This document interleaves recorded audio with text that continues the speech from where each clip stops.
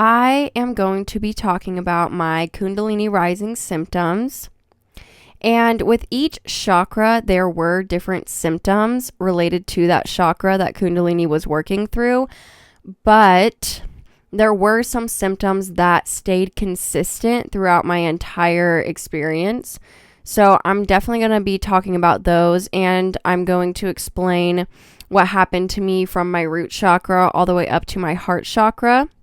And the reason I'm not going to talk about the higher chakras in this video is because it was the most intense part of my Kundalini awakening, so those deserve their own videos. Disclaimer, this is just my personal experience. If you are experiencing any of these symptoms, please go visit a medical professional. I actually did visit a medical professional, and they looked at me like I was crazy. I didn't tell them I was going through a Kundalini awakening, obviously. I just explained my symptoms to them, and they kind of looked at me like I was like crazy, and they're like, that's weird, never heard of that. And I'm like, yeah. But anyways, everything was fine. We're good. So just be, I have to say that. But I had a very intense and painful Kundalini awakening. I'm not trying to scare anybody who is going through a Kundalini awakening or scare people out of it. It's just what happened to me. But it also was a very beautiful experience. It wasn't all bad. It was just extremely painful on my human body. But it was also very, very beautiful and wonderful and euphoric. I had very, very blocked chakras and a lot of trauma to work through that I didn't know I had. There was some trauma that came up that I didn't even know was trauma. And I also learned in the experience that our trauma can be subconscious. So we don't even realize that we're traumatized. We don't know all the things we are holding on to. Sometimes we do, but we don't know everything until it comes up to the surface. And a lot of the time that's triggered through other people. I also learned that I was not just purging out my trauma. There were certain times where I was purging out trauma that was stored in my DNA from my ancestors. And if you don't know about that, you probably think that sounds insane. Go look it up on Google if you don't believe me. Our DNA gets passed down through generation. When I needed to purge out trauma, you'll hear me say the word purge a lot because that's kind of what the whole process was. It's a purging process. You are getting rid of negative energy, trauma, toxins. Your body is literally being purified.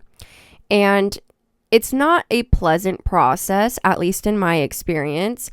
All of these things you've gone through in this life, in your last life, your ancestors and what they've gone through is you're carrying that in your body, and getting rid of it is going to be painful. Some people work through this before they go through a Kundalini awakening, so their Kundalini awakening isn't that bad. It really just depends, but mine was actually, I can't even describe the pain. It's really hard to describe. It was a lot of pressure. Literally, it felt like, when I say pressure, I mean I felt a lot of pressure within, like a pressure cooker. I felt like I was going to explode all the time, like I was just going to combust. The symptoms I always experienced was waking up covered in sweat at around like 4 to 5 a.m. I always woke up really, really early, naturally. I was really uncomfortable, and I felt a lot of pressure in my body, and I would be shaking. And that would happen for a while, depending, before I had to actually purge out the energy. And the best way I can describe it is, when you're about to throw up, like right when you're about to throw up, that really uncomfortable feeling you get throughout your entire body, it's similar to that. And after you purge, you feel relief. And sometimes after I would purge trauma, I would feel blissful and amazing until I had to work on the next chakra. The shaking that I experienced would range from mild to severe. I would be shaking like I'm cold, or I'd be like convulsing on the floor. So a lot of people thought I was having seizures, which I wasn't. But, if people are looking at what's going on with you, that's the first thing they're going to think of. I was conscious and very aware as these things were happening. I wasn't, out of consciousness. When I would shake, it would be the buildup of needing to release energy. And the way my body and everyone's body releases energy is going to the bathroom, burping, yawning, shaking. There's more. Stretching, yelling, crying, all sorts of things. And those were things that I did throughout my entire awakening. Anyways, with my root chakra, which was the easiest one, it took me about half a day to clear my root chakra. So, I woke up in the morning shaking and sweating, and I went to the bathroom and I purged, and I felt the need to go outside and just ground myself all day. So that's what I did. I spent the whole day outside, and it wasn't like too eventful. It was more so just being uncomfortable and just kind of excited to go through this experience, but I had no idea how intense and bad it was going to get. But I also kind of had an idea that it wasn't going to be amazing, because I'm like, this is just my root chakra. If it's going to get more intense as it goes up my chakra system, I don't know how well I'm going to handle this, but I'm just here for the ride because there's nothing I can do. I have zero control right now, and I'm just going to try my best to go with the flow. And that's what I did. I like to hula hoop and I like to dance, and I felt the need to pick up my hula hoop and dance. And when I was doing that, I was listening to music. That is when my root chakra healed, and it was a very blissful, amazing feeling. I can't describe the feeling. I just felt this rise in energy and just euphoric. It was crazy. And I was so excited, and I was like, yeah, I did it. And I felt amazing for the rest of the day. I was like, I feel great. And then the next day I woke up to purge again, like I always did in the mornings, covered in sweat, shaking, going to the bathroom, crying, all those fun things.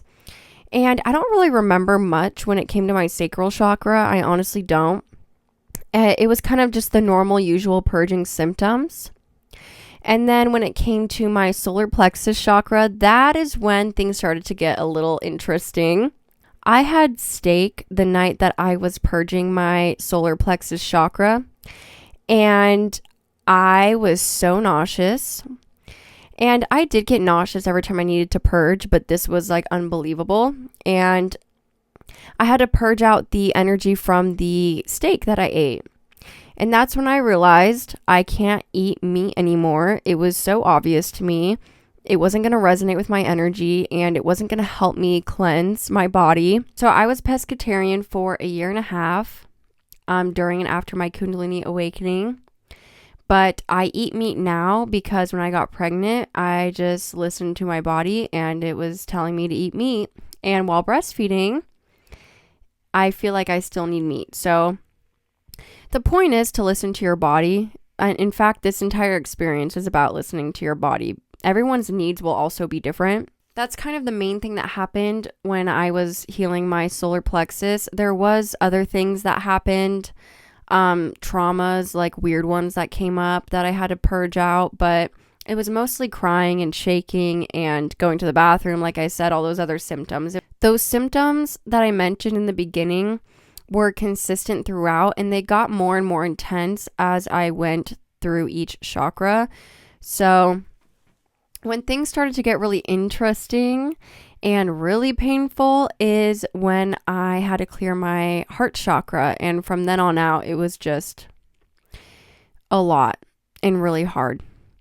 So with my heart chakra, I purged out a lot of things, especially one of my toxic relationships that I was in.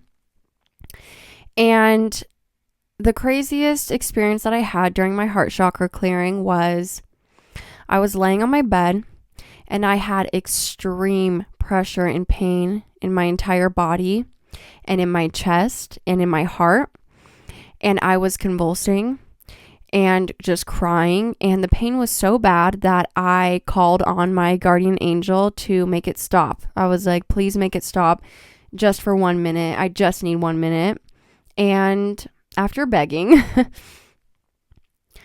I felt this energy come over me and almost lay on top of me.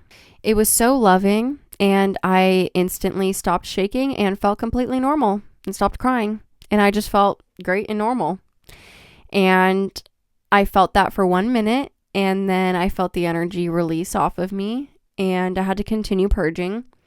But getting that break that I asked for and feeling that angelic being literally laying on me and hugging me and holding me and loving me is what gave me the strength to just let Kundalini do what it needed to do and just deal with the pain and just work through it, because it was going to come to an end eventually and I needed to get it out.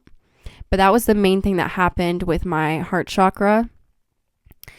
There's a lot of details and a lot of things that I don't remember, or that I'm not really going to bring up because it's not very interesting and it's more like personal.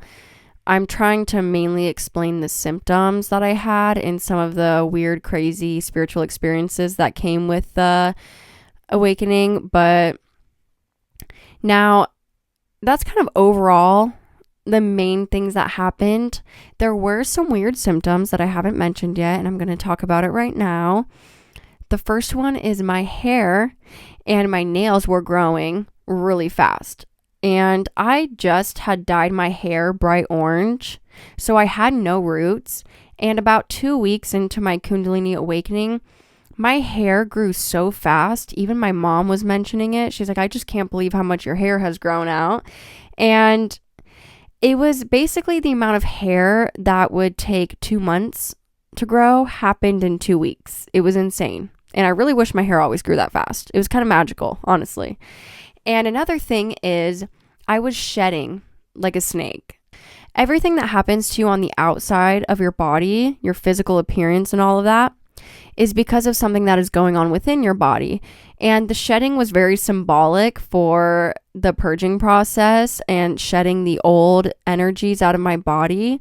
So it was kind of interesting to see my skin peel like that, because I felt like a whole snake.